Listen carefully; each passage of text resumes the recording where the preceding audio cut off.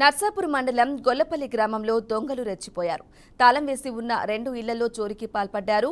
ముత్యాలు అనే మహిళ అంగన్వాడీ ఆయాగా పనిచేస్తుంది. బంధుల ఇంట్లో ఫంక్షన్ ఉండటంతో దుబాకాకు వెళ్లినట్లు ముత్యాలు కుమార్తె భానుప్రియ తెలిపారు.